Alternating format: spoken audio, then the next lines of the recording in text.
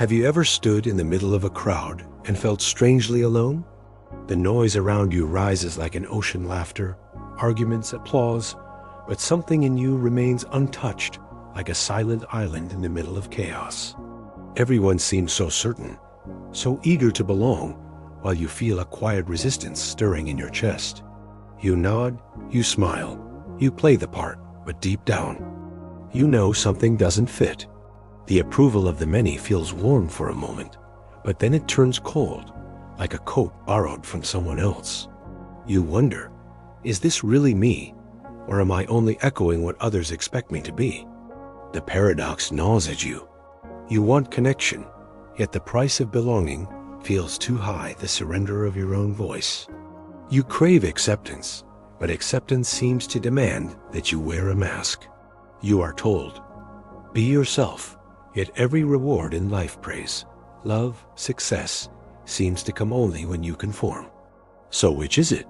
To be yourself and risk isolation, or to be accepted and lose yourself? Imagine this. You are at a gathering, surrounded by people who laugh at the same jokes, praise the same idols, repeat the same slogans. You know what to say to be included, but a part of you rebels.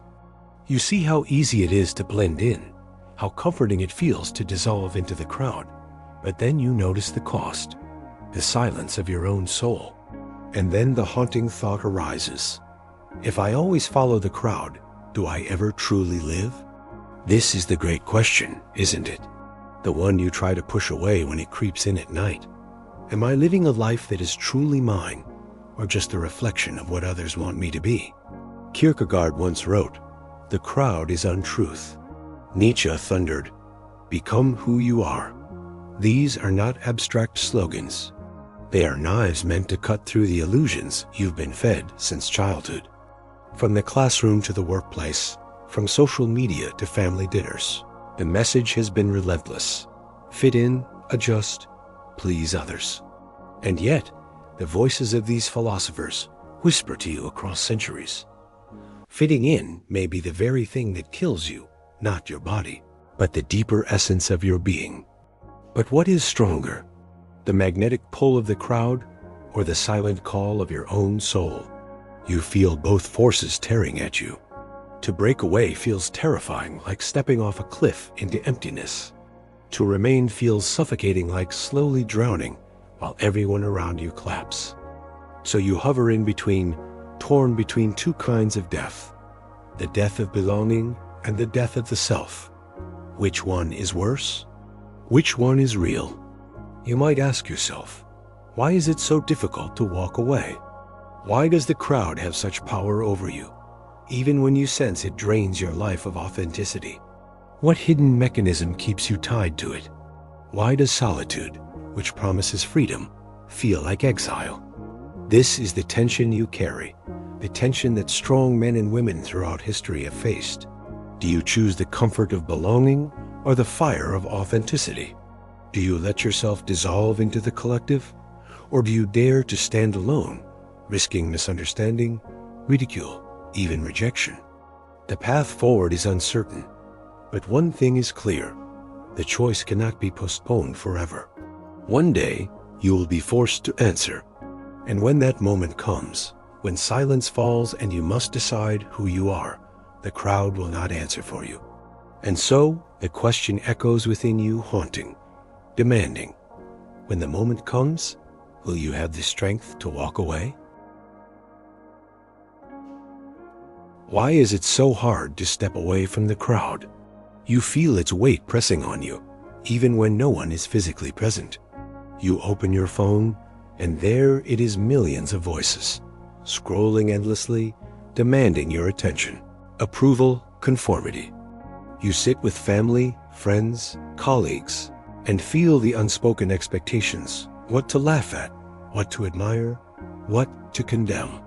It is as if the crowd lives inside you, shaping your choices before you even recognize them as choices.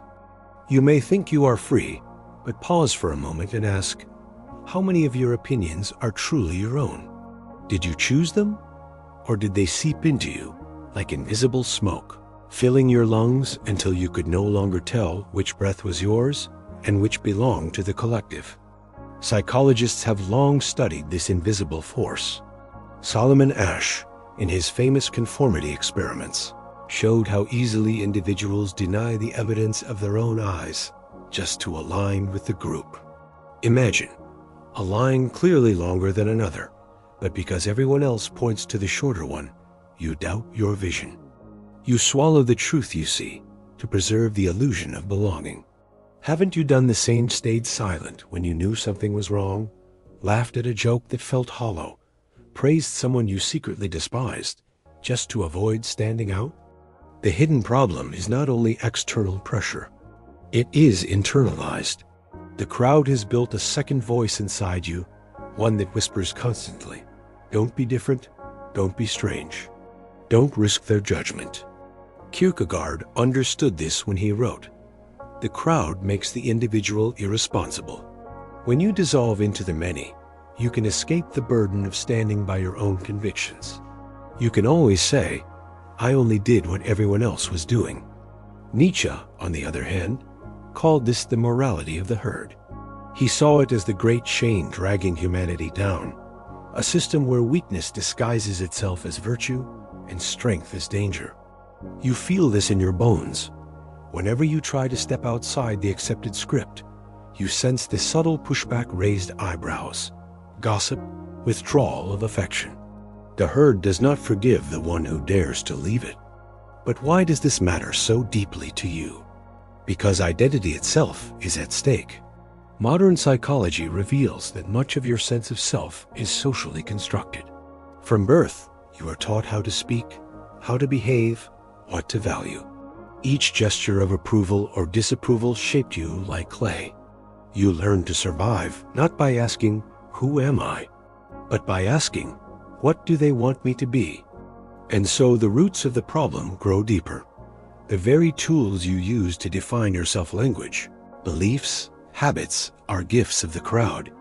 To separate from it feels like tearing out the foundations of your existence. No wonder solitude feels frightening. When you are alone, stripped of all reference points, you confront a question most people spend their whole lives avoiding. If I am not what others say I am, then who am I? You see now why the crowd has such power. It shields you from this abyss. It gives you ready-made answers, even if they are shallow. It tells you what success means, what beauty looks like, what opinions are acceptable. In exchange, you give it your freedom.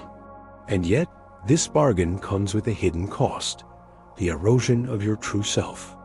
Think of how often you feel restless, anxious, vaguely dissatisfied, even when life appears normal. You follow the script: education, career, relationships, yet something in you rebels, whispering that you are living someone else's story. This is not mere moodiness. It is the voice of authenticity, muffled but not extinguished. Kierkegaard called it despair, the sickness of the soul that arises when you live inauthentically, when you trade yourself for approval. Nietzsche saw it as something even more radical, a betrayal of life itself. For him, to live as the herd demands is to turn away from the wild, creative force that makes you unique. He thundered against the safety of the many, calling instead for the courage of the individual who dares to dance on the edge of chaos. And so you stand in the middle of this hidden war. On one side, the comfort of the crowd with its smiles, applause, and acceptance. On the other, the terrifying path of solitude, where no one guarantees you love, success, or safety. Which will you choose? But before you can answer, you must see the problem in its full depth. The crowd is not just outside you. It is burrowed into your thoughts, your fears, your very definition of self. To break free is not simply to walk away from others. It is to confront the shadow within, the voice of conformity that lives in your own heart. And this raises a darker question. If you fail to face it, if you continue surrendering piece by piece to the demands of the many, what hidden consequences might unfold in your life, unnoticed until it is too late? You may think the cost of following the crowd is small and occasional compromise, a silence here, a forced smile there. But beneath the surface, the price compounds like invisible debt. Day after day, year after year, every small surrender chips away at your soul until one morning you wake up and realize you no longer recognize the person in the mirror. It doesn't happen all at once. That's why it is so dangerous. The crowd does not demand that you give up yourself in one dramatic moment. No, its method is subtle. A little conformity, a little agreement, a little performance. Each time you betray yourself, the act seems trivial. But these tiny betrayals accumulate until they form a cage around you. Psychologists call this cognitive dissonance, the gap between what you know to be true and how you actually live. The human brain, desperate for harmony, will eventually silence the truth rather than face the pain of contradiction. You know you are not speaking your real thoughts, but you justify it. It's not the right time. I don't want to cause trouble. It doesn't matter anyway. Yet every justification tightens the chains. Think of how it affects your relationships. When you conform, others do not truly know you. They know only the mask you wear. They may praise you, love you, admire you, but the praise is for a role, not for your authentic self. And deep down, you feel the hollowness of that love.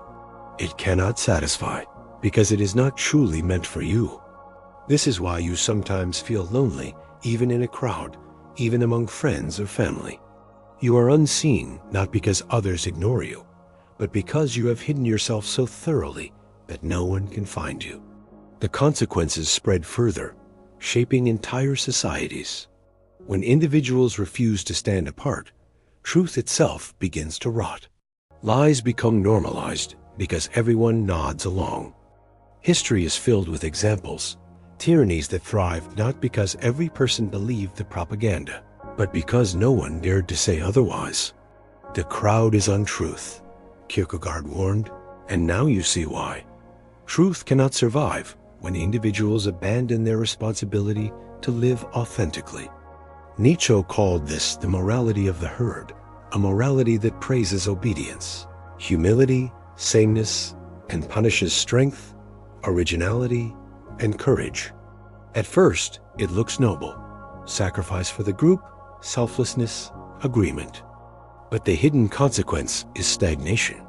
No new values are born, no bold visions created, because everyone is afraid of being cast out. The very energy that could renew life is suffocated under the weight of conformity. But the most devastating consequence is internal. Kierkegaard described it as despair, the despair of never having become yourself. It is not dramatic. It looks like routine, comfort, normality. But inside, it feels like numbness, as though life has become a performance that no longer touches you. You go through the motions, achieve what is expected, but your heart feels distant, untouched by its own actions. This is the slow death that conformity brings, the loss of the living fire within you. Modern neuroscience offers a chilling confirmation. Studies show that when you suppress your true emotions or thoughts for long enough, the brain rewires itself. The authentic impulses become weaker. The false mask grows stronger. Eventually, you lose the ability to even feel what you once knew. You are not merely pretending, you become the mask. Isn't that the most terrifying fate? To forget that you ever had a self to begin with? And what of freedom? The crowd tells you that by belonging, you are safe. But safety without freedom is only another word for captivity. You may be comfortable, but you are also trapped. This is why, even in moments of success, you feel restless. Something in you knows the truth, that your life has been shaped by forces outside of you, and that your freedom has been quietly stolen. The urgency of this realization grows with time, because one day, perhaps when you least expect it, you will face the end. And when you do, will you be able to say you lived your life, or will you see only the reflection of what others demanded? Imagine the final moment, standing on the threshold of death, looking back and realizing you never truly walked your own path. Could there be a consequence more unbearable than that? And yet, here is the paradox. To see this clearly is both terrifying and liberating. Terrifying, because you recognize the weight of the cage you've lived in. Liberating, because the moment you see it, you can no longer remain blind. A crack appears in the wall. A glimpse of light shines through. You begin to sense that there must be another way, a way of rebellion, of standing apart, of reclaiming yourself. But what would that rebellion look like? How do you break the invisible chains of the crowd without collapsing into despair or madness? What does it mean to walk away and truly live? The answer lies in the next step, a dangerous step that only the strong dare to take. You feel the weight of the crowd, its silent grip around your mind. You see how its influence seeps into your choices, your words, even your dreams. And now the question presses against your chest like a stone. How do you escape? How do you walk away without losing yourself in the process? The first step is the most radical, realizing that escape is not from others, but from within yourself. The crowd has already planted its seeds in your heart, whispering its commandments. Be agreeable, be normal, be safe. To rebel means not just turning your back on external approval, but tearing out the internal voice that insists on conformity. This is why Kierkegaard insisted that to stand alone is the highest thing. It is not about arrogance. It is about recovering the dignity of your own voice. But here is the paradox. Rebellion does not begin with action. It begins with silence. Imagine withdrawing from the endless noise, the chatter of social media, the demands of friends, the expectations of family. At first, the silence feels unbearable, like exile. But in that silence, you begin to hear something faint and forgotten, your own thought, your own question, your own desire. Nietzsche described this process as becoming who you are, not becoming what others expect, not clinging to inherited values, but digging down to the raw soil of your being and daring to build anew. It is not easy. It feels like standing on the edge of an abyss, staring into the unknown. But isn't that where true freedom begins? In daring to say, I will not live as a shadow. I will create my own light. History gives you examples of those who walked this path. Socrates, who defied Athens and drank the hemlock rather than betray his inner voice. Jesus, who chose truth over acceptance, even when it led to the cross. Nietzsche himself, who shattered the comforting illusions of morality and urged humanity to rise above the herd. These figures remind you that rebellion is never safe, but safety is the very thing that kills the soul. Yet rebellion does not always mean dramatic defiance. Sometimes it is quiet, invisible. It may be choosing honesty in a conversation where a lie would be easier. It may be saying no when every part of you fears rejection. It may be following a calling that no one else understands, writing, painting, wandering, questioning, simply because your heart demands it. Each act of authenticity is a strike against the tyranny of the crowd. Psychologically, this path demands courage. The brain is wired to fear exclusion because for our ancestors, rejection meant death. That fear still lingers in you. But here is the truth. In the modern world, rejection is not death. You may lose approval, but you will not lose your life. What you will gain, instead, is something far more precious: your sovereignty. The rebellion is not against others. It is for yourself. It is the refusal to let borrowed values dictate your destiny. It is the creation of your own meaning. Nietzsche called this the will to power, not domination over others, but mastery over yourself, the power to shape your own horizon. Think of it like fire. The crowd offers warmth, but it is a warmth that smothers. Rebellion is the fire you light yourself, dangerous, consuming, but alive. Once you taste it, you will never again be content with the lukewarm approval of the many. You will hunger for the real, even if it costs you comfort. And slowly, you will notice something remarkable. Strength grows in solitude. The more you rely on your own voice, the more resilient you become. What once felt like loneliness begins to feel like freedom. What once felt like exile begins to feel like sovereignty. Kierkegaard was right. To stand alone is terrifying, but it is also the birthplace of true existence. So the rebellion begins with you. Not with slogans, not with movements, but with the quiet, dangerous decision. I will live my life as mine, even if the crowd never understands. And when you take that step, something shifts. The chains do not vanish overnight, but they begin to loosen. The fear does not disappear, but you begin to walk despite it. Each act of authenticity is a declaration. I choose truth over illusion. I choose freedom over comfort. One choose myself over the crowd. But what lies beyond this rebellion? What vision awaits when you finally step into the fullness of your own being? What is the ultimate truth that emerges when you have burned away the masks and stood face to face with yourself? That, perhaps, is the deepest realization of all. You have walked through doubt, seen the hidden chains, felt the weight of conformity, and dared to rebel. But now you stand before the final question, the deepest one. If I am no longer of the crowd, then what am I? If I strip away the borrowed voices, the inherited beliefs, the masks I have worn, what remains? This is the threshold that Kierkegaard and Nietzsche both pointed toward in their own ways. Kierkegaard called it the leap, the moment when you stand naked before existence itself, with no guarantees, no crowd to hide behind, no ready-made truths to shield you. Nietzsche called it self-overcoming, the act of destroying even your former self to give birth to someone new. Both point to the same terrifying, liberating truth. Freedom is not a gift given to you.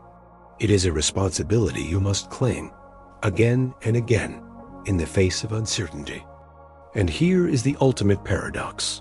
The solitude you once feared reveals itself as the only true form of connection. When you no longer live as a mask, your encounters with others are no longer hollow. They become real. For the first time, you are not meeting others as a role, but as a living self. Authenticity opens the possibility of authentic love, authentic friendship, authentic dialogue. Only when you walk away from the crowd do you discover the ground on which real human closeness can grow. The ultimate truth is this: the crowd is not merely out there. It is the part of you that chooses illusion over reality. To walk away from the crowd is not to abandon humanity, but to rediscover it at its deepest level, where each individual is free, sovereign, unrepeatable. Nietzsche thundered, "The individual has always had to struggle to keep from being overwhelmed by the tribe. If you try it, you will be lonely often, and sometimes frightened. But no price is too high to pay for the privilege of owning yourself." And owning yourself means this: you accept that life offers no guarantees. There is no safety, no final approval, no eternal applause. There is only the raw, trembling beauty of existence, the unshakable fact that you are here, alive, conscious, able to create meaning where none is given. You realize that freedom is not about choosing between options society offers. It is about shaping the horizon itself. This realization is both devastating and exhilarating. Devastating because it leaves you without excuses. You can no longer blame them for your life. You can no longer hide behind the comfort of the herd. Exhilarating because in this nakedness you discover a strength you never imagined, the power to say yes to life, even in its chaos, even in its suffering. Nietzsche called this amor fati, the love of fate. Not resignation, but affirmation. To stand and say, even if life is pain, even if it is uncertain, I choose it. I embrace it. I make it mine. And in that moment, you are no longer a shadow of the crowd. You are no longer the mask. You are the flame itself, the living, breathing fire that burns its own path through the darkness. Imagine the scene. You stand on a mountain ridge at dawn. Behind you, the city still sleeps, its people dreaming the dreams the crowd gave them. Before you, the horizon blazes with new light. You do not know what awaits, but you know this. The path ahead is yours. Not borrowed, not inherited, not dictated. Yours. Every step you take from here is an act of creation. And so the ultimate truth reveals itself. The strength of walking away is not in rejecting others, but in discovering yourself. The solitude that once seemed unbearable becomes the very ground of freedom. The silence that once terrified you becomes the voice of your deepest truth. The exile becomes the kingdom. But do not mistake this for a final conclusion. There is no end point, no resting place. To live authentically is to walk forever on the edge, to choose, to create, to affirm, again and again. It is not an answer. It is a way of being, a path that demands courage every day. So now the question returns to you, sharper than before. Will you take this path? Will you risk the loneliness, the misunderstanding, the silence? Will you claim the fire that is yours alone? The crowd still calls to you. Its voices are sweet, its promises tempting. But now you know the truth. And knowing, you cannot unknow. The choice is yours, always yours.